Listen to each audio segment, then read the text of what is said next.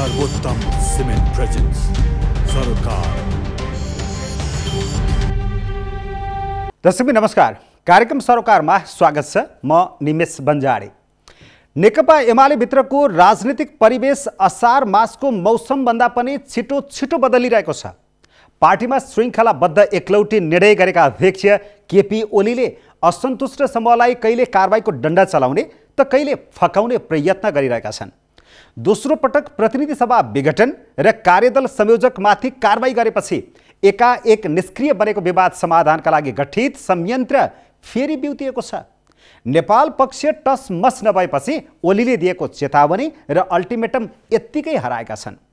पछिल्लो पटक विपक्षी दलका नेतालाई प्रधानमन्त्री बनाउन नेपाल समूहका 23 जनाले दिएको हस्ताक्षर फिर्ता गर्न ओलीले दिएको अल्टिमेटम सकिँदै गर्दा कारबाही नगरेर निष्क्रिय कार्यदललाई सक्रिय बनाइएको छ।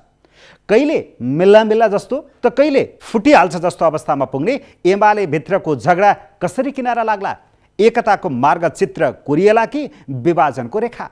आजको सरकार यही विषयमा केन्द्रित हुनेछ र छलफलका लागि आज हामीसँग हुनुहुन्छ एमाले असन्तुष्ट पक्षका नेता जीवनराम श्रेष्ठ र संस्थापन पक्षका नेता नरबहादुर धामी। सरकार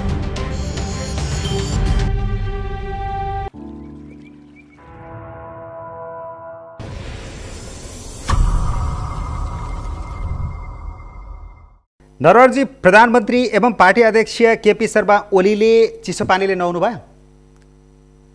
होइन, त्यस्तो तातो पानी र चिसो पानीले नुहाउने भन्ने खालको कुरो त छैन। उहाँ चाहिँ अहिलेसम्म नेकपा एमालेको अध्यक्ष हो र मुलुकको प्रधानमन्त्री हो। चिसो पानी र तातो पानीले नुहाउने प्रसङ्ग यति बेला त्यस्तो चाहिँ लागेन। तर पार्टीभित्रको विवादलाई हेर्दाखेरि अस्तिसम्म विपक्षी गठबन्धनलाई बलियो बनाउन हस्ताक्षर गर्ने, प्रतिपक्षी दलको नेतालाई प्रधानमन्त्री बनाउन हस्ताक्षर गर्नेहरू चाहिँ एमाले रहँदैनन्, उनीहरू अब एमाले हुँदैनन् भन्नुभएको थियो त। तर यो त एकाएक कार्यदल सक्रिय भएर वार्ता सुरु भयो। त्यो त स्वाभाविक हो।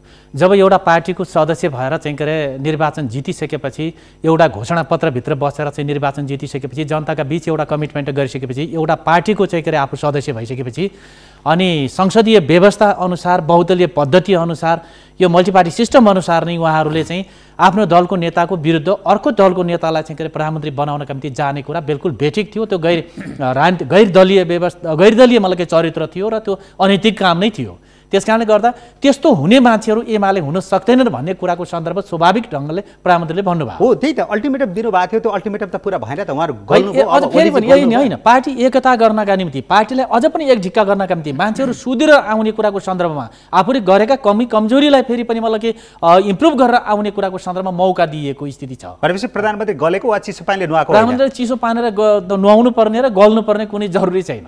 जीवनरामजी, तपाईँहरूले पनि अब खोजेको के हो त? धेरै कुराहरू ओलीजीले चाहिँ छोडिदिनु भयो, तपाईँहरूले गरेका माग चाहिँ पुरा गरिदिनु भयो त? एउटा खुसीको कुरा चाहिँ नि के हो भने उहाँले जुन चाहिँ नि फागुन 23 गते सर्वोच्च अदालतले फैसला गरिसकेपछि नेकपा एमाले र नेकपा माओवादी केन्द्र आफ्नो चाहिँ नि विगतको स्थानमा रहने, आफ्नो पार्टी चाहिँ नि कायम हुने भनेर जुन फैसला गरिसकेपछि र फागुन 28 गते उहाँले आफ्नो मात्र गुटको बैठक राखेर जुन यात्रा प्रारम्भ गर्नुभएको थियो र जुन चाहिँ नि निरङ्कुश बाटोमा उहाँ चाहिँ नि एकोहोरो हिँड्नु भएको थियो र हामीले भन्यौँ यो गलत बाटोमा तपाईँ हिँड्नुभयो र पार्टीलाई चाहिँ नि अदालतको फैसला अनुसारले बैठक गरौँ र पुनर्स्थापित गरेको पार्टीको तत्त सम्बन्धी चाहिँ नि जो जहाँ केन्द्रदेखि स्थानीय तहसम्म का पार्टीहरूलाई चाहिँ नि पुनर्स्थापित गरौँ, जिम्मेवारीलाई पुनर्स्थापित गरौँ, जनसङ्गठनलाई पुनर्स्थापित गरौँ र पार्टी विधि र चाहिँ नि पद्धति अनुसार सञ्चालन गरौँ भन्ने कुरा हामीले भन्यौँ। त्यसमा उहाँ सुरुमा चाहिँ नि निकै एकदम चाहिँ नि आफ्नै सुरमा चाहिँ नि उहाँ हिँड्नुभयो। त्यो जान सकिँदैन, गर्न सकिँदैन भन्ने ढङ्गबाट उहाँ चाहिँ नि मैले जे गरेँ वैधानिक गरेँ, ठिक गरेँ भनेर जानुभयो। तर अहिले आएर एउटा कुरा के हो भने उहाँले जुन बाटोमा उहाँ फर्किँदै हुनुहुन्छ र हामीले जे अडान चाहिँ नि राखेका थियौँ त्यो अडानमा उहाँ चाहिँ नि जुन फर्किने क्रम सुरु भइरहेको छ र यसको लागि अब वार्ताहरू औपचारिक रूपमा प्रारम्भ पनि हुँदैछ। यसले एउटा सकारात्मक दिशातर्फ चाहिँ नि अगाडि बढेको छ। तर तपाईँहरूलाई अब चाहिएको के? अझै वार्ता हुनुपर्ने कारण चाहिँ के? माधव नेपालजीलाई नै ओलीजीसँग भेट्न गाह्रो किन? अब यस्तो हो, अहिले यो बिचमा चाहिँ नि तपाईँको यति तिक्तताहरू बढ्यो र यति चाहिँ नि संस्कारहीनताहरू चाहिँ नि देखा पर्यो। अध्यक्ष भएर जुन खालको एउटा जिम्मेवारी निर्वाह गर्नुपर्ने हो, जुन खालको एउटा चाहिँ नि व्यवहारहरू गर्नुपर्ने हो र उहाँले चाहिँ नि पार्टी सञ्चालन गर्नुपर्ने हो, ती कुराहरू उहाँले गर्नु भएन। त्यसो भएको हुनाले हाम्रो बिचमा जुन खालको सङ्घर्षहरू रह्यो, हामी एउटा चाहिँ नि विद्रोहको रूपमा अगाडि बढ्यौँ र हामीले यी कुराहरू हाम्रा अडानहरू चाहिँ नि यदि त्यो पुरा हुँदैन भने हामी कुनै पनि स्टेपहरू चाल्न सक्छौँ भन्ने ढङ्गबाट हामी अगाडि बढ्यौँ। र मूलतः हामीले एउटा कुरा राखेका थियौँ भने हामी पार्टीको बृहत्तर एकता चाहिँ नि चाहन्छौँ।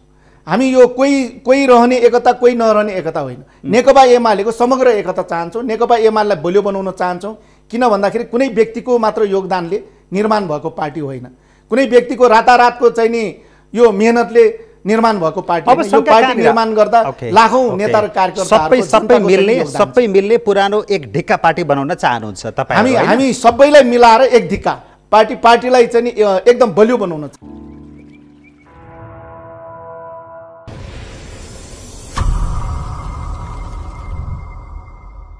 अब शङ्का कहाँनिर रह्यो? अब 2075 जेठ 3 भन्दा अगाडि प्रधानमन्त्रीजी फर्किसक्नु भएको छ। अब महाधिवेशन आयोजक कमिटी विघटन गरिसक्नु भएको छ। तपाईँहरूले भनेका कुराहरूमा त धेरैमा त ब्याक हुनुभयो त। तालमेल मिलिरहेको छैन। किन भन्दा उहाँ फर्किन खोज्नुभयो, त्यो राम्रो सकारात्मक रूपमा लिएका छौँ। जुन ढङ्गबाट उहाँ निरङ्कुश ढङ्गबाट तानाशाही ढङ्गबाट अगाडि बढ्नुभएको थियो, सबै कुरा मैले जे गरेँ त्यही सबै ठिक हो भन्ने ढङ्गबाट उहाँले विधि विधान कुनै पनि संविधान केही पनि मानिराख्नु भएको थिएन। तर अहिले आएर हामीले भनेको अडानमा उहाँ फर्किन तयार मात्र हुँदैछ र फर्किसकेको अवस्था पनि छैन। अझै शङ्का छ। त्यो गलत बाटो के भन्दाखेरि शङ्का किन छ भन्दा जुन चाहिँ नि 10औं राष्ट्रिय महाधिवेशन त्यो चाहिँ नि गलत हो भनेर कर्णालीको सन्दर्भमा फैसला गर्दा अदालतले फैसला गरिसकेको छ, त्यो अवैधानिक हो भनिसकेको छ। भ्याकेटमा फेरि उहाँहरू जानुभयो। एउटा त्यहाँनिर त्यसले पनि एकता उहाँले चाहनु भएको छैन कि भन्ने कुरा त्यो भ्याकेटमा गएको कारणले देखाउँछ।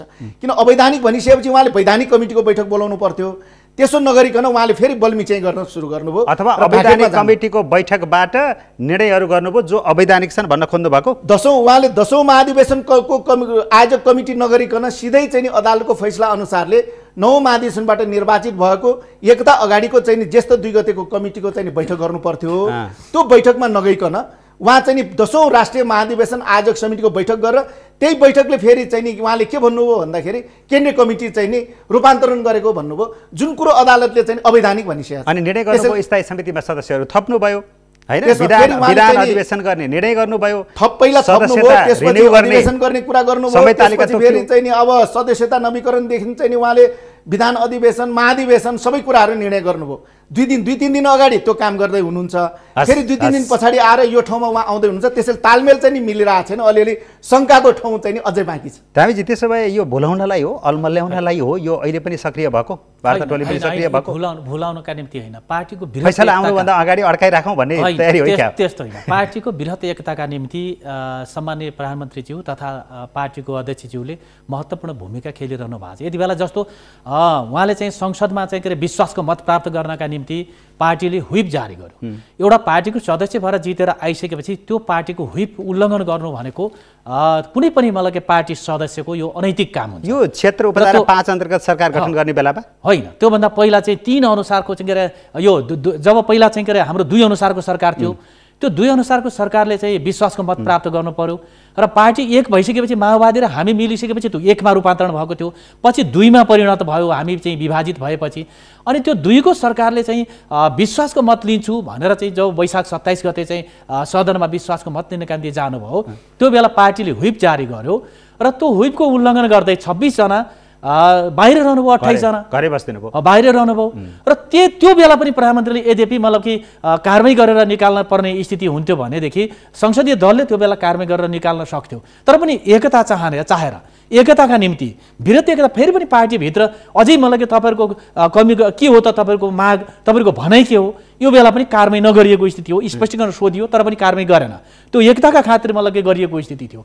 त्यसपछिल्लो पिरियडमा चाहिँ अनि 5 अनुसारको सरकार बन्ने स्थिति जब पैदा भयो, 5 अनुसारको सरकार बन्ने अवस्थामा प्रधान आफ्नै पार्टीको अध्यक्षका विरुद्ध विपक्षी दलको नेतालाई प्रधानमन्त्री बनाइदिनुपर्छ भनेर लावा लस्कर सहित राष्ट्रपति कार्यालय जाने कुरा, त्यो कुरामा समेत मलाई यो पृष्ठभूमिका घटना एउटा सन्दर्भ त्यो कुरालाई समेत मलाई माफी दिनुभएको छ। ल त्यो गर्नुभयो तपाईँहरूलाई लाग्यो, तर पनि पार्टी एक गरौँ, फेरि पनि एक गरौँ, त्यो राम्रो काम त थिएन। उहाँहरूले उठाएका अझै मागहरू पुरा भएका छैनन् भनेर भनिरहँदाखेरि यो वार्ता लम्बाइरहनुको कारण चाहिँ फैसला आउनुभन्दा अगाडिको सिन चाहिँ हेरौँ, त्यसपछिको गणित कता के हुन्छ, त्यसपछि मात्रै अझै पनि काम गरौँला भनेर पार्टी एक होस् भन्नका खातिर मतलब कि अस्ति मात्रै 18 गते बोलाइएको बैठकमा सबैका पदहरू खोलाएर नवौं महाधिवेशनबाट निर्वाचित भएका सबैका पदीय जिम्मेवारी जे थियो त्यही जिम्मेवारीमा पत्र काटेर तपाईहरु बैठकमा आउनुहोस् भन्नुभयो। त्यो बैठकमा उहाँहरू आउनु भएन र फेरि पनि ल ठिक छ त्यो बैठकमा आउनु भएन भने फेरि अझै पनि वार्ता गरौँ।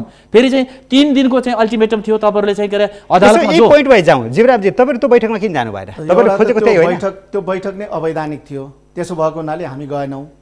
अर्को भनेको हामीले जुन अडानहरू राखेका छौँ, जुन बुँदाहरूमा चाहिँ नि त्यो गर्नुपर्छ भनेर भनेका छौँ, त्यो काम चाहिँ नि भएको छैन। ठ्याक्क खुलाइदिनु। अर्को भनेको खुलाइदिनु, त्यो बैठकमा जानु भएन किन? 2 मा फर्किने कुरा जुन हामीले अदालतको फैसला अनुसार 75 जेठ 2 मा एकता अगाडिको नेकपा एमाले र नेकपा माओवादीको एकता अगाडिको 75 साल ज्येष्ठ 3 गते एकता भयो र हामीले 2 गतेको कमिटीमा फर्किनुपर्छ भनेको 203 केन्द्रीय सदस्य भएको 203 केन्द्रीय सदस्य भएको चाहिँ नि त्योमा फर्किनुपर्छ भन्ने हाम्रो कुरा हो। अर्को भनेको तपाईको चाहिँ नि यो जुन चाहिँ नि महाधिवेशनबाट निर्वाचित भएको केन्द्रीय कमिटी र एकता अगाडिका दिनसम्म हाम्रा केन्द्रदेखि स्थानीय तहसम्मका कमिटीहरू त्यो सबैलाई चाहिँ नि पुनर्स्थापित गर्नुपर्छ, जिम्मेवारी पनि तत्तरलाई नै दिनुपर्छ भन्ने कुरा हो।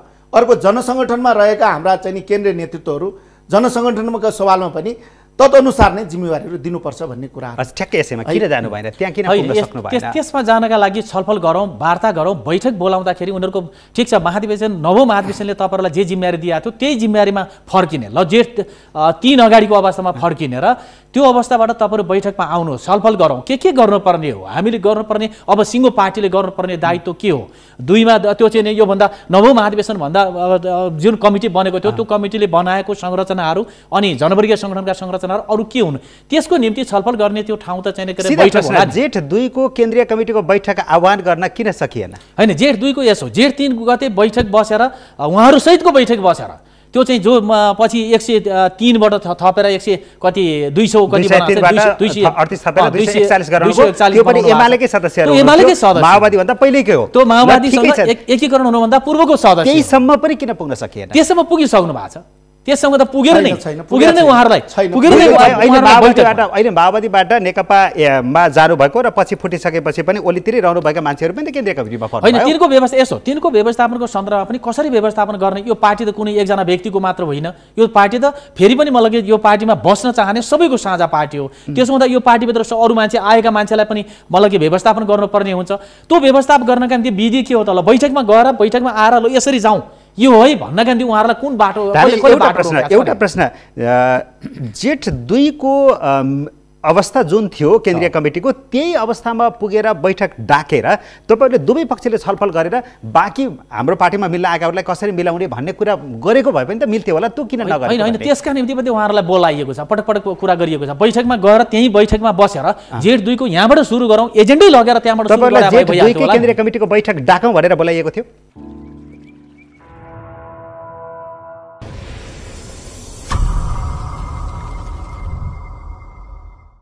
थिएन यो जुन प्रक्रिया उहाँले गर्नुभयो त्यहाँमा पनि जालसाजीपूर्ण अलि षड्यन्त्रपूर्ण चाहिँ नि कामहरू उहाँले गर्नुभयो। किन भन्दा अदालतले स्ट्रेट के भनेको छ भन्दाखेरि 23 गते फागुन 23 गतेको फैसलामा पूर्ववत अवस्थामा चाहिँ नि नेकपा एमाले रहने, त्यो भनेको पुनर्स्थापित हो। ज्येष्ठ 3 गते हाम्रो पार्टी एकता भयो र पार्टी एकतालाई चाहिँ नि भङ्ग गरेर दुईतिर नेकपा माओवादी केन्द्र पनि पुनर्स्थापित हुने, नेकपा एमाले पनि पुनर्स्थापित हुने, त्यो भनेको ज्येष्ठ 2 गते फर्किने कुरा हो। तर त्यो फर्किने कुरामा नै जालसाजीपूर्ण र षड्यन्त्रपूर्ण कामहरू हुँदै आए, सिलसिलाबद्ध ढङ्गबाट हुँदै आए, एकपछि अर्को उहाँले गल्ती गर्दै जानु। धामीजीले भने जस्तो जेठ 2 कै अवस्थामा फर्किएर केन्द्रीय कमिटीको मिटिङ डाक्छौँ तपाईहरु आउनुस् भनेर कहिले पनि निमन्त्रणा आएन। हैन, एउटा त उहाँले चाहिँ नि के प्रारम्भै उहाँले गलत गर्नुभयो, आफ्नो गुटको मात्र बैठक बोलाएर उहाँले 28 गते चाहिँ नि केन्द्रीय कमिटी भनेर भन्नुभयो, त्यहाँ गलत गर्नुभयो। अनि त्यही केन्द्रीय कमिटीबाट चाहिँ नि 10औं राष्ट्रिय महाधिवेशन आयोजक समिति भन्नुभयो, जुन हाम्रो विधानमा व्यवस्थै छैन। हाम्रो 9औं महाधिवेशनले पारित गरेको चाहिँ विधानमा त्यो कुनै पनि व्यवस्थाहरू छैन। अनि उहाँले कति चाहिँ नि पार्टीबाट आएकाहरूलाई मनोनित भन्नुभयो, जुन विधानले ती नयाँ मान्छेहरूलाई चिन्दैनन्। यो अवैधानिक कामहरू गर्नुभएको हुनाले अवैधानिक कामहरूमा हामी सामेल हुँदैनौँ। पहिला वैधानिक बनाऊ, पार्टीलाई विधि सम्मत ढङ्गबाट लैजाउँ र हामीले राखेका अडानहरू छ त्यो अडानमा चाहिँ नि फर्कौँ, त्यही त त्यहाँबाट अगाडि जाउँ भन्ने मेरो प्रश्न चाहिँ जेठ 2 कै स्ट्याटसको मिटिङ चाहिँ कहिले पनि बोलाउनु भएन। छैन त्यो सुरु नै भएको छ। यो त फेरि सरासर होइन यसो जेठ 2 तपाईले भनेको कुरा यसको सन्दर्भमा यसो हो कि जेठ 2 को मिटिङ पूर्व मुलुकको अवस्था जे थियो त्यो अवस्थामा जानका निम्ति कम्तीमा तपाईहरु आउनुस्। यो बैठक त राखेकै छ नि 18 गतेको बैठकमा त पदीय दायित्व त्यो जेठ 2 गते जुन पदमा थिए उपाध्यक्ष वामदेव कमरेड आउनुभयो, उहाँ त बैठकमा बस्नुभयो। किन भन्दाखेरि त्यो जेठ 2 मा उहाँ उपाध्यक्ष हुनुहुन्थ्यो, त्यसो हुनाले त्यही हैसियतमा आउनु भएको छ र त्यहाँ उहाँहरूलाई बोलाइसकेपछि त्यो हैसियतमा जुन जसको जे हैसियत हो त्यही हैसियतमा उहाँहरू पनि बैठकमा आएर अब एजेन्डामा यसरी जाउँ है भनेर चाहिँ त्यहाँ छलफल गरेको भए त्यहाँ समस्या त हल हुन सक्छ। उहाँले के भन्दै हुनुहुन्छ भने विधान नै मिचेर गलत तरिकाको बैठक डाकियो, त्यहाँ पूर्व माओवादीका मान्छेहरूलाई पनि बैठक राखेर बैठक डाकियो। हाम्रो पुरानो पहिलाको एमाले त कहाँ छुट्टै, नेकपा एमाले त छुट्टै कहाँ बस्यो त, खोजेको त त्यो हो, अदालतले त्यो गरिदिएको छ। कुनै मान्छे बाहिरबाट कमिटीमा आउँछ अथवा हामीभित्र हाम्रो पार्टीमा प्रवेश गर्छ त्यसलाई जिम्मेवारी दिइन्छ भनेर दिनु हुँदैन भन्ने काहीँ विधानले रोक्या त छैन। उनीहरूलाई त दिनै हुँदैन, त्यहाँ ल्याउनै हुन्न भन्ने त काहीँ विधानले रोक्या छ र? ती मान्छेलाई पनि भित्र्याउनु पर्छ। अरू पार्टीबाट आएका मान्छेहरूलाई पनि यति पर्सेन्टै राख्या कुराहरू विधानले त रोक्यो त, विधानले रोके छैन, विधानभित्रै पर्सेन्ट तोक्या छ। यस्तो कुन आधारमा रोक्यो भने सर्वोच्च अदालतको फैसला अनुसार त एकपटक तपाईहरुको पुरानो एमाले त बस्नु पर्यो नि। हैन यसो त्यसभित्र पनि जस्तो भनौँ न विधानले नै प्रष्ट ढङ्गले चाहिँ तोकेको छ कि यति पर्सेन्ट अरू पार्टीबाट आएकाहरूलाई पनि भित्र्याउन सकिने, तिनीहरूलाई पनि जिम्मेवारी दिन सकिने भन्ने विधान प्रष्ट बोलेको छ। र जस्तो मतलब कि त्यो उनीहरूलाई ल्याउनका निम्ति त्यो बैठकमा उहाँहरूलाई बोलाउँदाखेरि नआउने। हाम्रो पार्टी विधानमा चाहिँ नि तपाईँको महाधिवेशन आयोजक समिति बनाउने प्रावधानै छैन, प्रावधानै छैन। छ त नरबारजी? छैन नि। त प्रावधानै नभएको काम चाहिँ एकदम रूपान्तरण भनिदिनु भयो। त्यो बनाउन सक्छ है। अब त्यो प्रावधान बनाउनुको लागि एउटा कुरा छ कि पहिला विधान अधिवेशन गरेर त्यहाँ नभएका प्रावधानहरूलाई हामीले चाहिँ राख्न सक्छौँ, त्यहाँबाट पारित गरेर। विधानमा नभएका महाधिवेशनबाट पारित भएको विधानमा नभएका कामहरू बुँदाहरू केही थप्नु पर्यो भने विधान अधिवेशन गर्नुपर्छ। विधान अधिवेशनले ती बुँदाहरू थपेर त्यो काम चाहिँ कार्यान्वयनमा लान सक्छ। त्यो काम त केही पनि भएको छैन। उहाँले आफ्नो मनगढन्ती ढङ्गबाट विधानमा प्रावधान बनाउनु भयो, मनोनित गर्नुभयो, कमिटी भनिदिनु भयो, अनि 10औं महाधिवेशन आयोजक समिति भन्नु, यो सब अवैधानिक कामहरू गर्नु। अब तपाईँहरूलाई पनि एउटा शङ्काको नजरबाट बाहिर के हेरिएको छ भने माधव नेपालजी पनि स्ट्राटेजिकल्ली चलिरहनु भएको छ। फैसला आउनुभन्दा अगाडिको एक हप्ता चाहिँ कम्तीमा पनि वार्ताको माध्यमबाट यसलाई भुलाइराखौँ, यसलाई अल्झाइराखौँ, त्यसपछि के गर्ने गरौँला। माधव नेपालजीले प्रश्नसँग एउटा गठबन्धनको बैठकमा के भन्नुभएको छ भने माधव नेपाल धोका दिने मान्छे होइन, इमान जमानमा बस्ने मान्छे हो, माधव नेपालले धोका दिँदैन, रुकाउनुहोस् भनेर पनि भन्नुभएको थियो। त्यो भनेको त एक प्रकारको उताको सहमति प्रष्टसँग जनाएर म एमालेमा फर्किन भन्ने त होला नि हामीले बुझेको बाहिरबाट। निमेशजी यो त हाम्रो पार्टीको नेतृत्वलाई एउटा इमान भएको मान्छे भनेर विश्वास गर्नु भने त ठुलो कुरा हो नि, यो त राम्रो कुरा हो नि। त्यो भनेर यता एमालेलाई धोका दिनु फेरि के हो? इमानदारीता देख्नु, त्यसलाई विश्वास गर्नु भन्ने कुरो त धेरै राम्रो कुरा हो नि। कमसेकम माधव नेपाल प्रति चाहिँ प्रतिपक्षी दलहरूले पनि विश्वास त गरिरहेछ, इमानदारी नेता हो भनेर भनिरहेछ। यो त हाम्रो पुँजी हो यो नेकपा एमालेको। त्यसो भएको हुनाले रणनीतिक ढङ्गबाट होइन कि अदालतको जुन एउटा स्वतन्त्र न्यायपालिकाको कन्सेप्ट हामीले हाम्रो जुन चाहिँ नि यो जुन शक्ति पृथकीकरणको सिद्धान्त छ होइन, हामीले जुन स्वीकारेका छौँ न्यायपालिका, कार्यपालिका र चाहिँ नि व्यवस्थापिका, यी चाहिँ नि आफ्नो ठाउँमा उनीहरूको आफ्नो चाहिँ नि अधिकार क्षेत्रहरू छ। स्वतन्त्र न्यायपालिकालाई हामीले स्वीकारेका छौँ। मेरो प्रश्न अर्को, त्यसैले एउटै मात्र के भने मेरो प्रश्न माधव नेपालले तपाईँको चाहिँ नि जुन तपाईँले भन्नुभयो नि यो चाहिँ नि रणनीतिक ढङ्गबाट चलिरहेको हो कि भन्नुभयो भने त्यो होइन। त्यो किन होइन भन्दा हामी एकतिरबाट पार्टी एकता चाहिरहेका छौँ, पार्टीलाई एउटा बृहत्तर एकता गर्न खोजिरहेका छौँ, इमान्दारीपूर्वक हामी पार्टी एकता चाहिरहेका छौँ। त्यसो भएको हुनाले केपी शर्मा ओलीले हाम्रो अध्यक्षले पटक पटक निष्कासन भने पनि उहाँलाई त साधारण सदस्यबाटै कारवाही भने हो नि त। हामीलाई पनि पटक पटक उहाँले चाहिँ नि स्पष्टीकरण दिनुभयो, माग्नुभयो, स्पष्टीकरण दिउँ, त्यसपछि चाहिँ नि किन चाहिँ नि पार्टीबाटै निष्कासन नगर्ने भनेर दिनुभयो, दियौँ, त्यसपछि स्पष्टीकरण हामीले दिएनौँ। किन भन्दा अब अवैधानिक कमिटीले मागेका स्पष्टीकरण एउटा त दिइराख्नुपर्ने आवश्यकता छैन। अर्को भनेको उहाँको इच्छा अनुसार गर्ने हो भने अवैधानिक कमिटीले मागेको स्पष्टीकरण दिनु आवश्यक पनि भएन, उहाँलाई जे इच्छा लाग्छ गर्नु भनेर हामीले चाहिँ छोड्यौँ। ठिक छ, नेकपा रहँदाखेरि माधव नेपालजीहरू प्रचण्डजीहरूले पनि ओलीलाई साधारण सदस्यबाट पनि निष्कासन गरेको त्यो क्रम त चलिरहेको छ। ठिक छ, त्यहाँनिर रोकिदिन्छु म।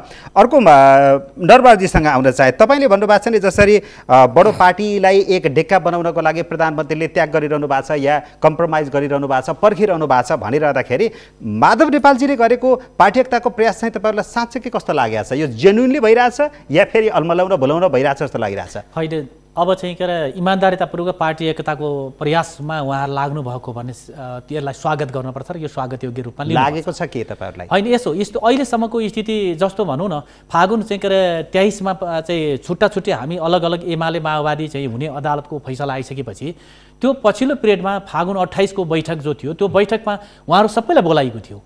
आउनुहोस् अब हामी एमाले भयौँ, एमालेको बैठकमा जाने हो र त्यहाँ आउनुहोस् भनिएको। यो कुरा त भइसक्यो। उहाँहरूलाई बोलाइएको छ, तर त्यो बैठकमा बोलाइएको छ उहाँहरूलाई, सबैलाई भनेको छ।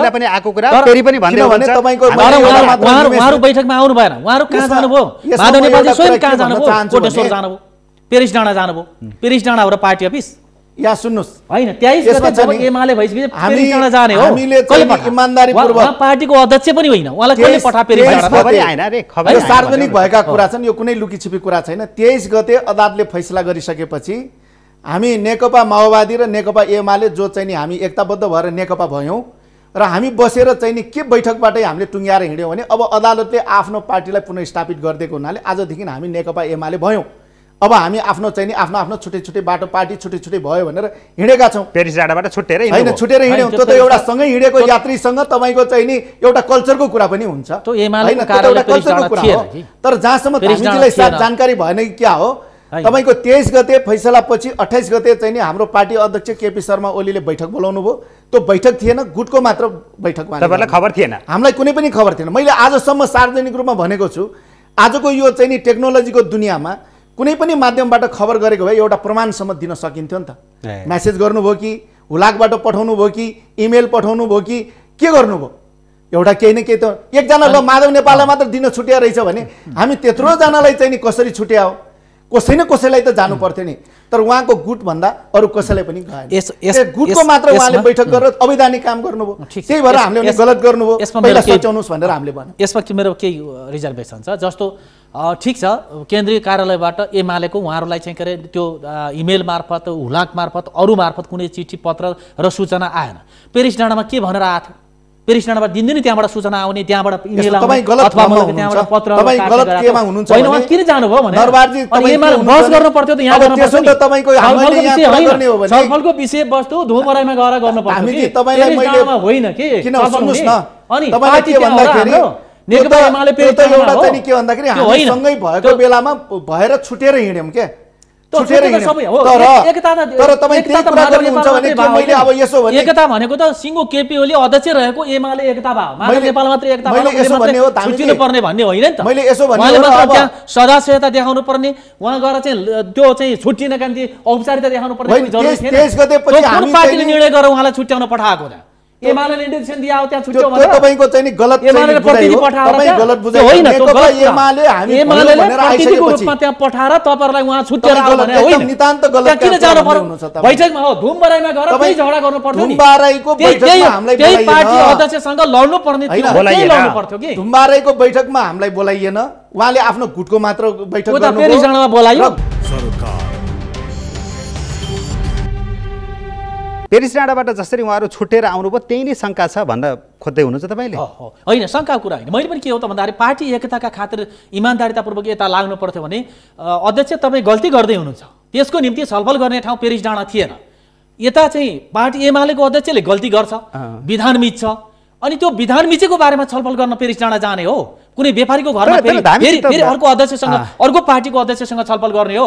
त्यसको त्यो विधानमा नेकपा एमालेको अध्यक्षलाई विधानको पालना गराउनका निम्ति मलाई के चाहिँ के अरे यो बुढा नीलकण्ठमा गएर चाहिँ छलफल गर्ने हो? यो पार्टी एकताको सिस्टम र तरिका यही हो? अनि इमान्दारिताको यो परिचय हो भनेपछि आजसम्म पार्टीलाई एकीकृत गर्नका निम्ति गरिएका जे कदमहरू छन् ती बिल्कुल बेठिक छन्। उहाँले पार्टी एकता गर्नका निम्ति पेरिस डाँडामा बैठक बस्ने कि बुढा नीलकण्ठमा बस्ने त्यो कोही विधि हो र तरिका हो त? त्यही भएर त म अघिदेखि तपाईँलाई भनिरहेको छु, तपाईँले यो जस्ट देखाउनका लागि अलमलाउनका लागि वार्ता गरिरहनु भएको छ। छलफल गरौँ, हामी भित्र गरौँ के? हाम्रो पार्टी कार्यालय धुमबराईमा थियो, अहिले आएर हामीले यता चाहिँ भवरमलमा सारेका छौँ, यहाँ छलफल गरौँ।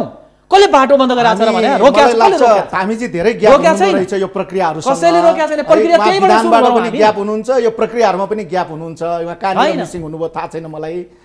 जहाँसम्म तपाईको यस्तो कुरालाई आरोप प्रत्यारोप गर्ने हो भने अनि केपी शर्मा ओली चाहिँ दलबल सहित गएर बुढानीलकण्ठ जाँदा चाहिँ त्यो चाहिँ नि के एकदम चाहिँ नि सामान्य पार्टीको काम हुने? त्यो त सिङ्गो पार्टीको बेलामा पार्टीको काम हुने अनि पछि चाहिँ आफूले जुन बेलामा तपाईँको चाहिँ नि यति अवैधानिक असंवैधानिक कामहरू गर्दै जानुभयो, यति पार्टीको मान्यताभन्दा विपरीत उहाँ चाहिँ नि धीरे हुँदै जानुभयो कि पार्टीलाई नै एउटा विसर्जनतर्फ लैजाने हो कि भन्ने खालको चिन्ता हामीलाई चाहिँ नि भइसक्यो। त्यो ठाउँमा नेकपा हुँदाखेरि नि विभाजित भएको अवस्था बनेको थियो। किन भन्दा नेकपाको निर्णय उहाँले नमानिकन प्रधानमन्त्रीको बनाऊ भनेर अदालत जाँदा विसर्जन नहुने हैन, पौष 5 गते के गर्नुभयो, पार्टी विसर्जन नहुने, पौष 5 गते के गर्नुभयो, संविधान यो चाहिँ नि संसद विघटन गरिदिनु भयो। कुन निर्णयबाट उहाँले संसद विघटन गरिदिनु भयो? तर अनि त्यो बेला त हामी नेकपासँगै थियौँ त, पार्टी त नेकपा एमाले नेकपा माओवादी त सँगै थियौँ त्यो बेलामा। अनि तपाईहरुले निर्णय गर्न चाहिँ मनपरी एकलौटी रूपमा निर्णय गर्ने, उहाँहरुलाई चाहिँ फेरि उहाँ गइस र त्यहाँ गइस भनेर आरोप लगाउनु। पुष 5 गतेको कुरा पनि उहाँले ल्याउनु भयो। पुष 5 गते उहाँहरुसँग छलफल गरेर विघटन गरे होला। पुष 5 गते भन्दा अगाडि उहाँहरु के गर्दै हुनु त? त्यो चाहिँ संसदीय दलमा चाहिँ के त्यहाँ चाहिँ छ आफ्नै पार्टीको सरकारका विरुद्ध आफ्नै मान्छे चाहिँ दर्ता के अविश्वास प्रस्ताव दर्ता गर्न जानु भएको थियो। ठुलो दल, सबभन्दा ठुलो दल संसदमा थियो, 2/3 नजिकको दल, ठुलो दलका तर दलभित्रैबाट त्यस्तो खालको त्यो हरकत भएपछि प्रधानमन्त्रीले संसद विघटन गर्नुभएको ठुलो दलको हिसाबले, र अर्को विकल्प संसदभित्र थिएन, अर्को दलको सरकार बनाउन सकिने आधारहरू थिएन, र ठुलो दलको हैसियतले मतलब कि यो चाहिँ चल्न सकेन, यो दलले चलाउन सकेन। नचलाउन सकेको अवस्थामा अब सरकार विघटन हुन्छ, प्रतिनिधि सभा विघटन हुन्छ र चुनावमा जान्छ भनेर त्यो स्वाभाविक ढङ्गले गर्नुभयो।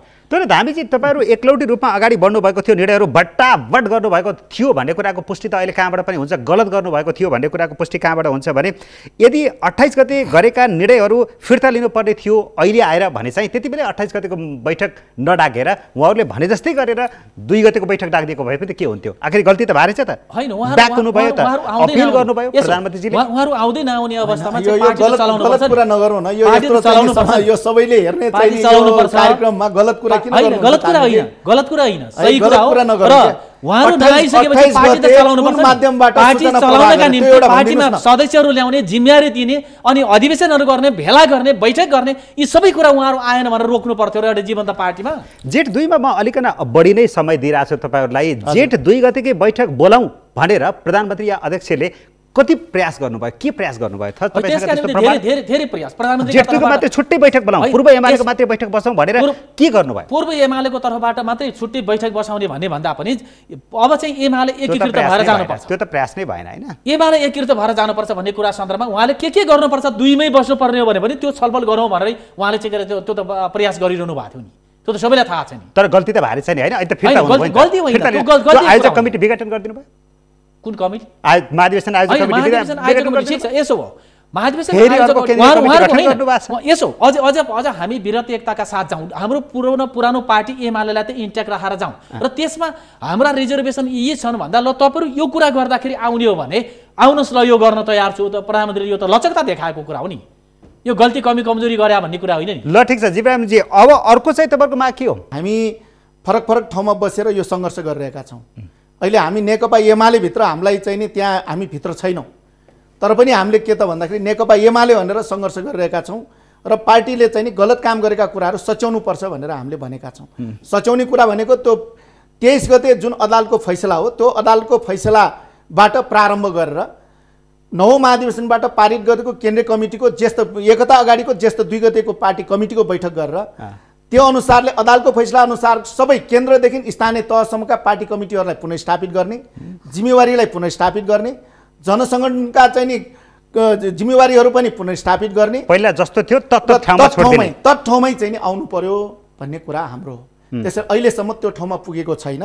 उहाँले एउटा के भने हिजो गलत भन्दै अगाडि बढेको कुराहरूमा उहाँ फर्किँदै हुनुहुन्छ, त्यो एउटा सकारात्मक चाहिँ नि पक्ष चाहिँ नि हो। तर यहाँनिर अर्को के भयो थाहा छ? जबसम्म तपाईँको हामी एउटा सिङ्गो रूपमा पार्टीका कुराहरूलाई पनि हामी विधि सम्मत ढङ्गबाट सञ्चालन गर्न चाहन्छौँ, सरकारलाई पनि एउटा चाहिँ नि जनताप्रति जिम्मेवार बनाउन चाहन्छौँ। अहिले यो बिचमा भएका जे जति कामहरू छन् ती कुराहरूबाट जनताको बिचमा पार्टी धेरै चाहिँ नि तपाईँको के त यो विस्थापित भइरहेको छ, अलोकप्रिय हुँदै गयो। अब तपाईँहरूले हस्ताक्षर फिर्ता लिने कुरा त भएन है त, अल्टिमेटम पनि पार गरिदिनु। हामीले भनेका छौँ यो हस्ताक्षर चाहिँ नि कसैको पक्षमा अथवा विपक्ष उहाँहरूले भन्नुभयो जस्तो प्रतिपक्ष दलको व्यक्तिलाई प्रधानमन्त्री बनाउनुको लागि मात्र दिएको हस्ताक्षर होइन। मुलुकमा कहिलेकाहीँ राजनीतिक इतिहासमा यस्तो एउटा चाहिँ नि अवस्थाहरू पनि आउँदो रहेछ जहाँ चाहिँ नि राजनीतिभन्दा माथि उठेर मुलुकको लोकतन्त्र, मुलुकको संविधान र मुलुकको चाहिँ नि तपाईँको संसदलाई बचाउनुको लागि त्योबाट माथि उठ्नु पर्दो रहेछ। त्यो हाम्रो हस्ताक्षर भनेको शेरबहादुर देउवा त्यो चाहिँ नि प्रतिपक्ष दलको नेता भएर प्रधानमन्त्री गर्नलाई दिएको हस्ताक्षर होइन। यो भनेको तपाईँको यो मुलुकलाई जुन प्रतिगमन उहाँले दोस्रोपल्ट 6 महिना नबित्न पहिलोपल्ट उहाँले चाहिँ नि संसद विघटन गर्नुभयो पौष 5 गते। त्यसपछि अदालतले फेरि चाहिँ नि त्यसलाई पुनर्स्थापित गरिदिइसक्यो। उहाँ त्यहाँनिर पनि नैतिकता उहाँलाई लागू भएन। त्यसपछि फेरि उहाँले ज्येष्ठ 7 गते चाहिँ नि विघटन गर्नुभयो। ज्येष्ठ 7 गते पनि विघटन गरेपछि मुलुकको संविधानको रक्षाको लागि, लोकतन्त्रको रक्षाको लागि र मुलुकलाई एउटा प्रतिगमनमा जानबाट बचाउनको लागि र संसदको पुनर्स्थापनको लागि हामीले गरेको हस्ताक्षर हो। त्यो कुनै व्यक्तिलाई प्रधानमन्त्री बनाउनको लागि मात्र हस्ताक्षर होइन। त्यो यो इतिहासमा यसको मूल्याङ्कन हुन्छ। नरबहादुरजी अब चाहिँ कम्तीमा पनि तपाईँले हस्ताक्षर फिर्ता गर्ने कुरा त गर्नुहुन्न होला हैन? यो च्याप्टर त क्लोज भयो हैन? त्यसमा पनि सहमति ठिक छ। ठिक छ, उहाँहरू चाहिँ एउटा कुरा के भने आफू नाङ्गै हिँडेर अरूलाई नैतिकताको पाठ सिकाउन अलिकति सबैलाई लाज लाग्नुपर्छ भन्ने लाग्छ। फेरि कहाँ कुरा एउटा सन्दर्भ यस्तो अब नाङ्गेको कुरा अहिले देखिँदै छ त हामी चाहिँ तपाईले कता नाङ्गिदै गइरहेछ। संसद बचाउनका निम्ति उहाँहरूले चाहिँ के गर्नुभयो त भन्दाखेरि प्रतिपक्षी दलको नेतालाई चाहिँ प्रधानमन्त्री बनाउनु पर्छ भनेर राष्ट्रपति कार्यालय सर्वोच्च जानुभयो। यसको मतलब संसद बचाउने उहाँहरूको मनसाय हो, पार्टी एकताबद्ध बनाउने उनीहरूको मनसाय हो भने 27 गते वैशाख 27 गते पार्टीको तर्फबाट प्रधानमन्त्री केपी शर्मा ओली हुनुहुन्थ्यो। उहाँले संसदमा विश्वासको मत मागेको थियो। उहाँहरूले के गर्नुभयो? त्यो पार्टी उहाँहरूले संसद बचाएको त्यो दिन 27 गते 28 जना कहाँ हुनुहुन्थ्यो? पार्टीको हुइप उल्लङ्घन गर्दै उहाँले अर्को के पनि भन्नुभएको छ भने उहाँले अर्को के भन्नुभएको छ भने व्यवस्था जोगाउन, लोकतन्त्र जोगाउन, संविधान जोगाउनका लागि पनि हामीले यो निर्णय गर्यौं भन्नुभएको छ। होइन, त्यही भएर त भन्दैछु यदि व्यवस्था जोगाउने अथवा लोकतन्त्र जोगाउने हैन उहाँको शंका भयो यता। ठीक होइन, शंका भयो त्यो गलत कुरा, त्यो गलत कुरा। व्यवस्थाका विरुद्धमा प्रधानमन्त्री कहीँबाट जानु त्यही त्रासले हामी चाहिँ नि तपाईको हेर्नुस् एकतिर अहिले मुलुक कता कस्तो खालको अवस्था छ राजनीतिक रूपमा भन्दाखेरि एकतिर तपाईको चाहिँ नि प्रतिगमनको दिशामा जान चाहने शक्ति एकतिर छ, अर्कोतर्फ लोकतन्त्र बचाउन चाहने शक्तिहरू एकतिर छ। हेर्नुस् आज कुन स्थानमा आइरहेछ? मुलुकको कुन कोर्समा राजनीतिक कोर्स कतातिर जान खोजिरहेछ? यस्तो प्रतिगमन प्रतिगमन गरेको भए, व्यवस्थामाथि कु गर्न खोजेको भए आजसम्म यो संविधान बचिरहेको हुन्थ्यो, यो व्यवस्था बचिरहेको हुन्थ्यो, चुनावमा जाउँ भनेर चाहिँ अगाडि बढिन्थ्यो। आज अनेकन भइसकेको हुन्थ्यो, यहाँ अलग प्रकारको स्थिति पैदा भइसकेको हुन्थ्यो। त्यसो हुनाले व्यवस्थाप्रति प्रधानमन्त्री सचेत हुनुहुन्छ, इमानदार हुनुहुन्छ र व्यवस्थाप्रति वफादार हुनुहुन्छ। आज यो मुलुकको तपाईको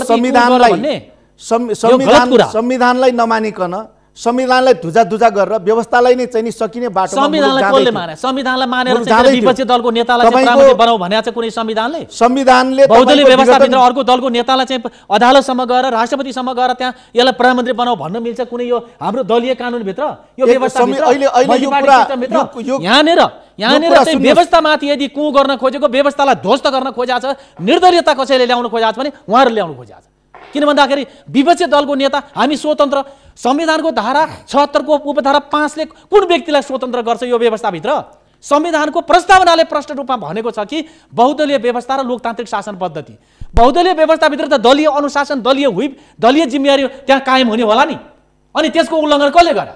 जीवनजी एउटा कुरा व्यवस्थामाथि को कसले गर्यो भने व्यवस्था नै उल्ट्याउन खोजेको कसले? निर्दलीयता ल्याउन कसले खोज्यो? संविधानले जुन चाहिँ नि व्यवस्था नगरेको काम प्रधानमन्त्री हाम्रो पार्टी अध्यक्ष प्रधानमन्त्री केपी शर्मा ओलीले गर्नुभयो। त्यही त सर्वोच्चले मजाले जवाफ दियो त तपाईहरुलाई। गर्ने संविधानमा कहाँ लेखेको थियो? गलत कदम थियो। आज उहाँहरु हामीले गरे छैन भन्दै हुनुहुन्छ। प्रमाणित भइसक्यो यो कुरा। सर्वोच्चले त भन्यो। एउटा अदालतले फैसला एउटा कुरा के थियो भन्दाखेरि दुई तिहाईको सरकार थियो, सबभन्दा ठूलो पार्टी थियो, सरकार थियो त्यो बेला, जुन बेला विघटन हुँदै थियो।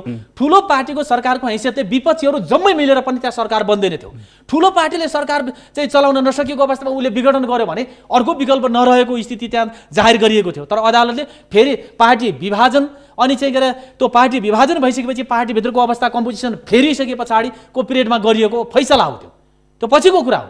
त्यो जति बेला विघटन हुँदै थियो त्यो बेला सम्भावना थियो। नरबहादुरजी मलाई एउटा प्रश्नको जवाफ दिनुस् न। त्यसो भने तपाईहरुलाई पनि संसदको माया थियो, संसद जोगाउनु पर्छ भन्ने थियो भने तपाईहरु पार्टी तत्कालीन नेकपा भित्र अन्तरसंघर्ष थियो, नेकपा भित्र विवाद थियो। तपाईले अघि पनि भन्नुभएको छ उहाँहरु अविश्वासको प्रस्ताव दर्ता गराउँदै हुनुहुन्थ्यो, प्रधानमन्त्रीलाई ढाल्दै हुनुहुन्थ्यो भन्ने कुरामा चाहिँ यदि तपाईहरुलाई साच्चै संसदको माया थियो, व्यवस्था खलबलिन्न, लथालिङ्ग हुन्न भन्ने चाहिँ यस्तो गर्यौं भने लथालिङ्ग हुन्छ भन्ने लागेको थियो भने चाहिँ तपाईहरुले त्यहाँ प्रधानमन्त्री भइरहनु पर्छ भन्नेतिर किन लाग्नु भयो? संसद विघटन नगरौँला ठिकै छ, पार्टीमा कुरा मिलेन हामी छोड्दिन्छौँ भन्नेतिर किन गइएन? त्यो नगर्दा पनि हुन्थ्यो। किन त भन्दाखेरि त्यहाँभित्र सहमति जुटेको भए, पार्टीभित्र सहमति जुटाउने प्रयासमा लागेको भए अनि प्रधानमन्त्रीलाई थाहा नदिकन आफ्नो पार्टीको अध्यक्षलाई थाहा नदिकन उता दौडेर चाहिँ के अरे संसद सचिवालयमा चाहिँ अविश्वासको प्रस्ताव दर्ता गर्न को गयो प्रधानमन्त्री कहाँ अनि त्यो बेला विघटन नगरेर के गर्नु पर्थ्यो रिस उठ्यो हो होइन रिस होइन त्यो स्वाभाविक प्रक्रिया हो ठुलो दलको हैसियतले चाहिँ पार्टीको अध्यक्षसँग सल्लाह छैन छलफल छैन एउटा चाहिँ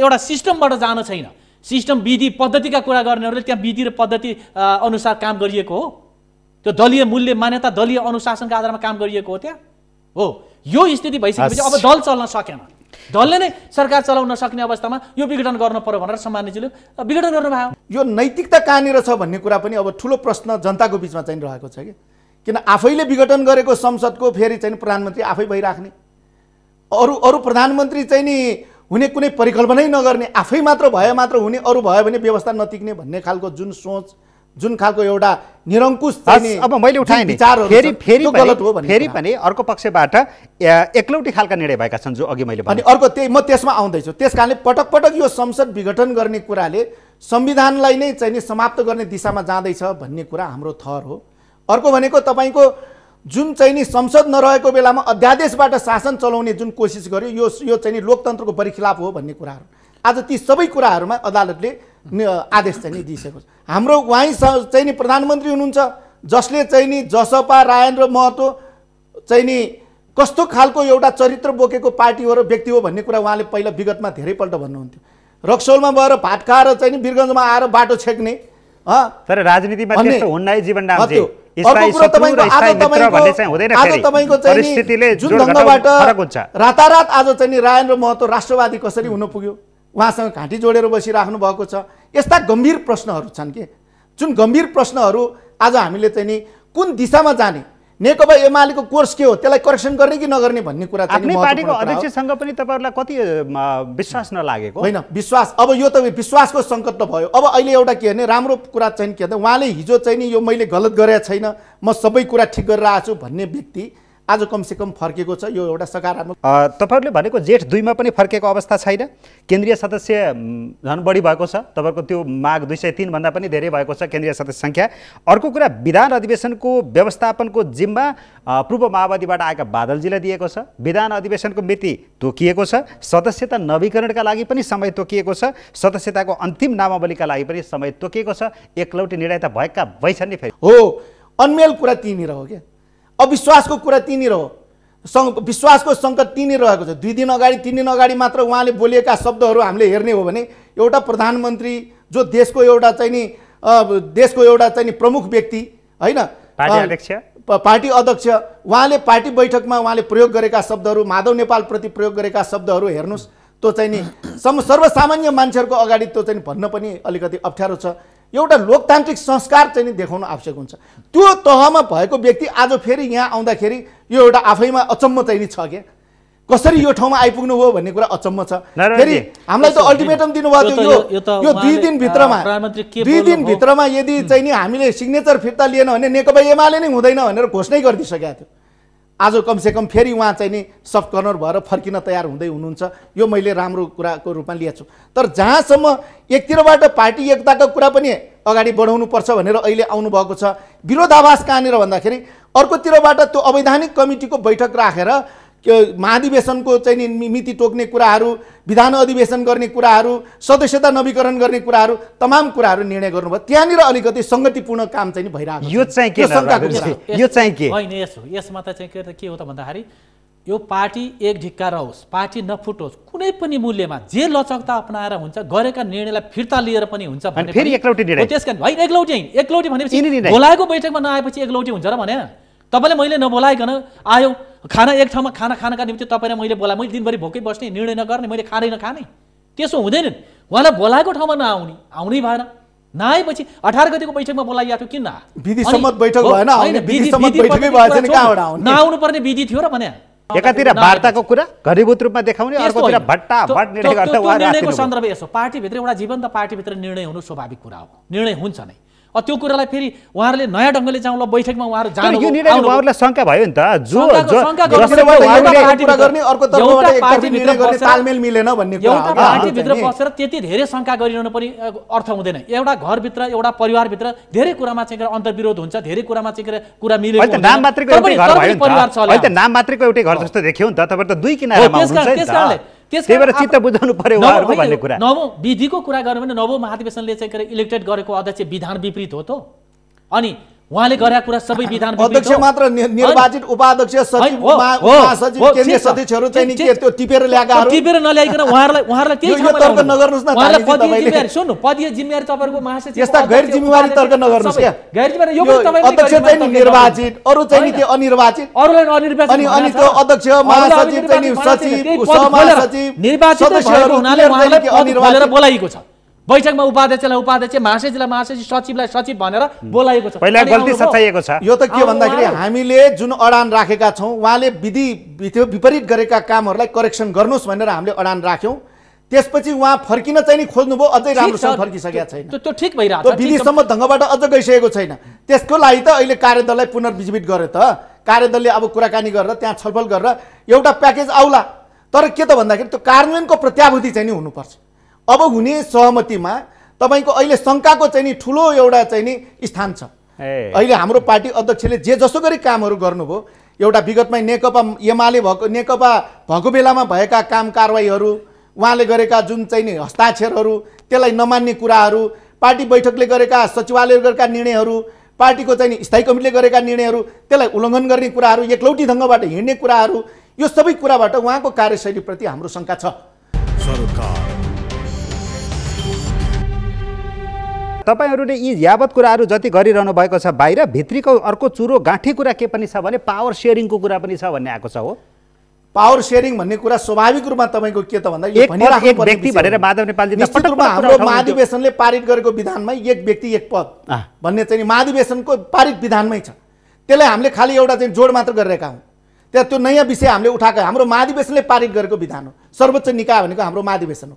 त्यसकारणले हामी अहिले के चाहन्छौँ भन्दाखेरि यो सङ्गठनको यो जुन हामीले राखेका अडान हो, यो विधि अनुसारले चाहिँ नि पार्टी सञ्चालन गर्ने कुरा, जिम्मेवारी दिने कुरा, कोही पनि पार्टी सदस्यहरू चाहिँ नि तपाईँको अन्यायमा नपरुन्, उसको योगदान र उसको चाहिँ नि भूमिका अनुसारले चाहिँ नि जिम्मेवारीहरू प्राप्त गर्ने। माधव नेपालजीलाई के हुनु पर्यो अब यस्तो हो, हामीले चाहिँ नि के त भन्दाखेरि जुन खालको अडान राखेका छौँ यो अनुसारले साँच्चै भन्ने हो भने नेकपा एमालेको चाहिँ नि एउटा वर्चस्वलाई अथवा नेकपा एमालेको प्रतिष्ठालाई कायम गर्ने हो भने, नेकपा एमाले साँच्चीकै अब चाहिँ नि एउटा महाधिवेशनले पारित गरेको विधि अनुसार चाहिँ नि सञ्चालन गरेर सबैलाई चाहिँ नि एकताबद्ध गरेर लैजाने हो भने अब उहाँको पनि त्यहाँभित्र भूमिका चाहिँ नि आवश्यक रहन्छ। के भूमिका हो हैन, त्यो भूमिका भन्ने कुरा चाहिँ नि त्यो कुनै पनि हिसाबबाट त्यहाँ सङ्गठन सञ्चालनको कुराहरूमा होस्, चाहे चाहिँ नि तपाईँको चाहिँ नि सरकार सञ्चालनका कुराहरूमा होस्, त्यो भूमिकाहरूको आवश्यकता चाहिँ रहन्छ। एउटा त्यो भनेपछि महाधिवेशनबाट निर्वाचित अध्यक्ष ओलीजी हो, अर्को जहाँसम्म तपाईँको अब मलाई हेर्नुहोस् मेरो प्रधानमन्त्री माधवजीलाई प्रधानमन्त्री दियो भने हुन्छ, अध्यक्ष दिएर त महाधिवेशनबाट निर्वाचित ओलीजी हो।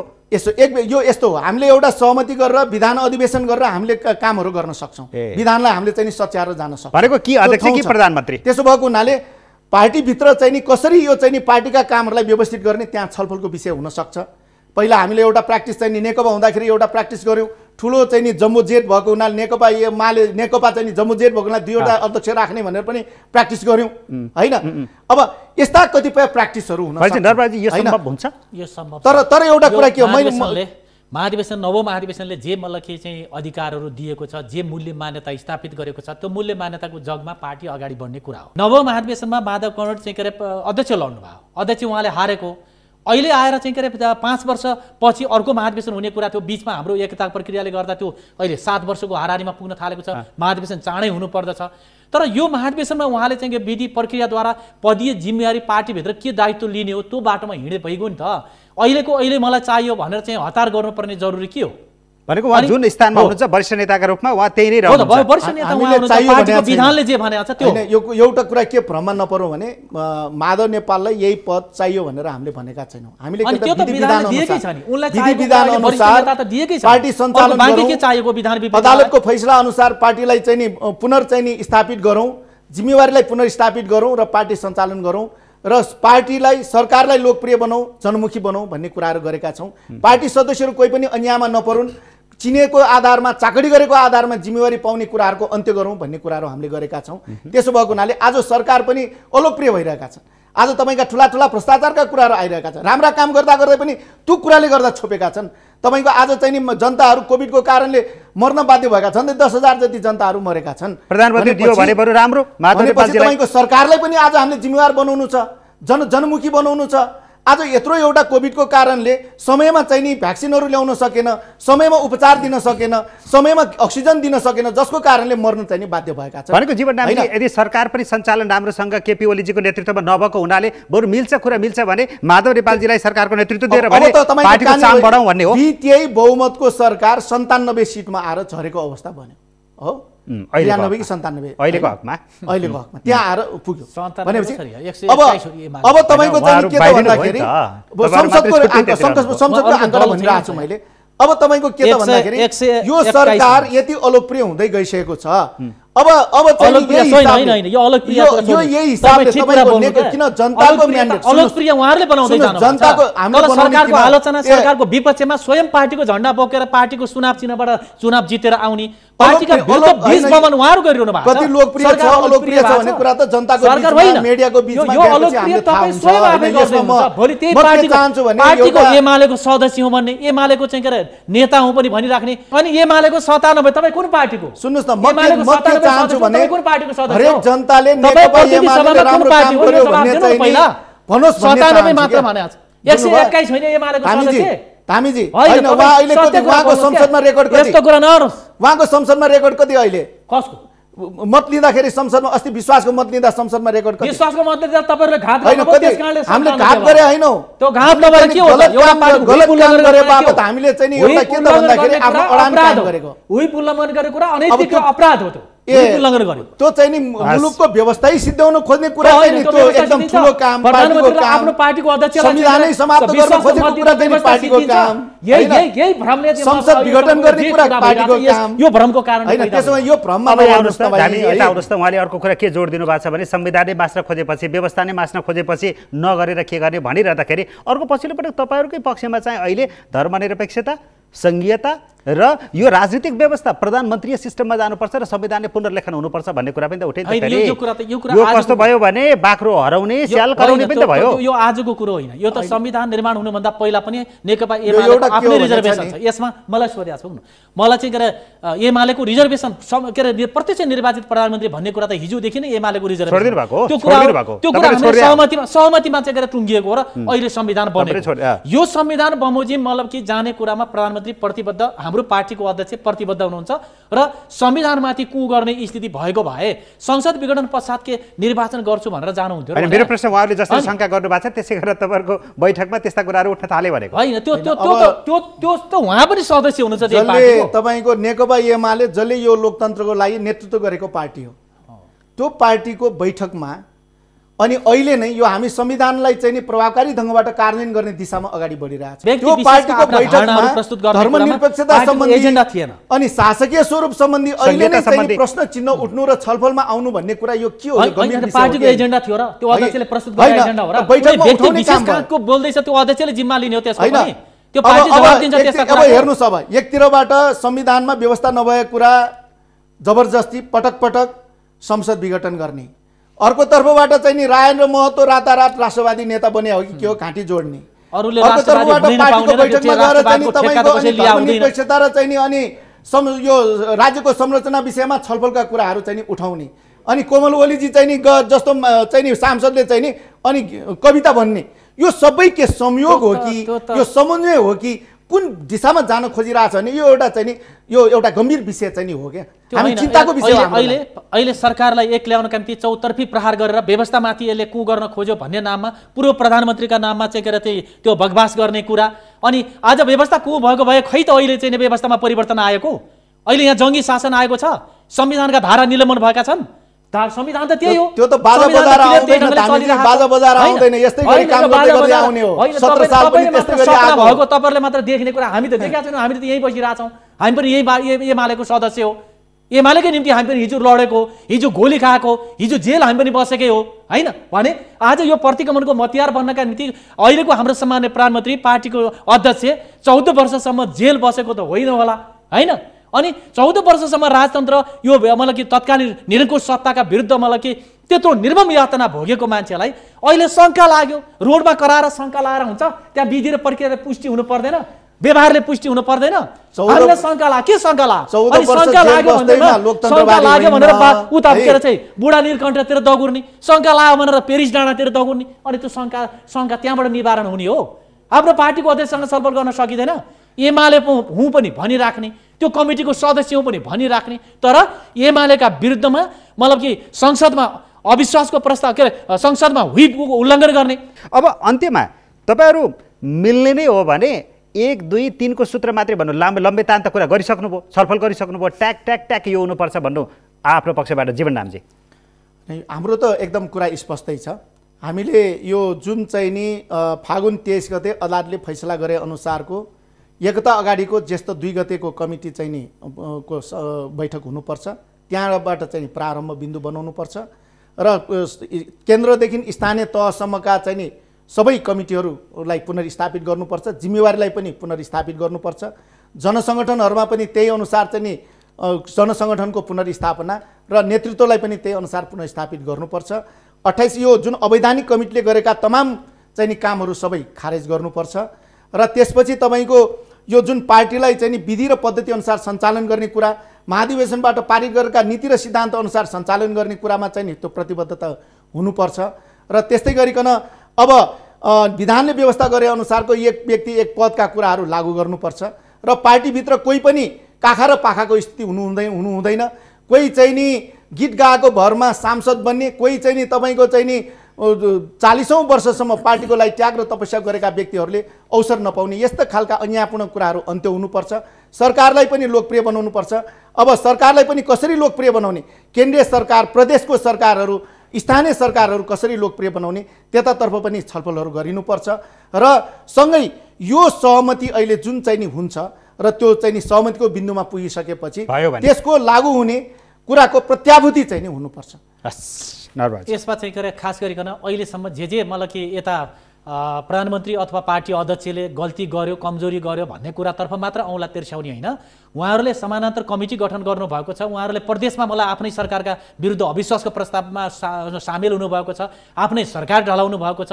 यस्ता कुरामा गम्भीर रूपमा आत्मसमीक्षा गर्दै आत्मआलोचित हुँदै र अब पार्टीको मतलब कि चाहिँ यो निर्णय अनुसार नै जानेछु भन्ने कोणबाट सबैले प्रतिबद्धता जाहेर गर्दै आत्मआलोचना हुँदै अब चाहिँ अगाडि बढ्ने प्रयास गरियो भने र यो अहिले कार्यदल गठन भएको छ दुईटीतिरबाट, त्यो कार्यदलले जे उपयुक्त ठान्दछ भविष्यमा पार्टीलाई के गर्दाखेरि पार्टी उपयुक्त बाटोमा रहन हुन सक्छ ती कुरालाई कार्यदलले टुङ्ग्याउनेछ र कार्यदलले टुङ्ग्याएर सहमति भइसकेपछि आउने अवस्थाको आधारमा हामी अगाडि जानेछौँ र यसरी नै अगाडि जानुपर्छ भन्ने लाग्छ। यसमा मेरो एउटा थप कुरा चाहिँ नि यो जुन असंवैधानिक ढङ्गबाट संसद विघटन गरिएका छन् यो प्रति चाहिँ नि माफी माग्नुपर्छ जनताको बीचमा। असंवैधानिक भन्ने कुरा माफी माग्ने त विपक्षी दलको नेतालाई चाहिँ के अरे चाहिँ प्रधानमन्त्री बनाउनु पर्छ भनेर चाहिँ के अरे अदालतसम्म जाने, राष्ट्रपति कार्यालयमा जाने, आफ्नै नेताका विरुद्ध राष्ट्रपति कार्यालयमा लाजमर्दो कुरा चाहिँ गर्नेहरूले के गर्ने भनेर त्यहाँ नैतिकता लागू हुन्छ कि हुँदैन, त्यहाँ माफी माग्नुपर्छ कि पर्दैन?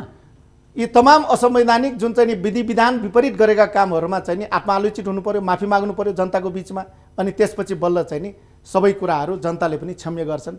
पार्टीभित्र पनि सबै कुरा एउटा विश्वासको आधारमा यस्ता कुरा हो भने यस्ता कुराले त पार्टीलाई चाहिँ कहाँ पुर्याउँछ त्यो त अलग विषय हो होइन। क्षमा माग्ने उहाँहरूले चाहिँ राङ्गो नाच नाचेर राम्रो गर्नु भएको छ भाँड भैलो गरेर, अनि उसलाई चाहिँ ठिक गर्न सबैले ताली बजाएर स्वागत गरिदिनु पर्यो, यता अरूले मात्र माफी माग्नु पर्यो भन्ने कुरा हुन्छ। भाँड भैलो त कसले गर्यो भन्ने कुरा त सबै व्यवहारले प्रमाणित गर्दै ल्याइसकेको छ। समय सकियो। आजको लागि यहाँहरूलाई धेरै धेरै धन्यवाद छ। धन्यवाद।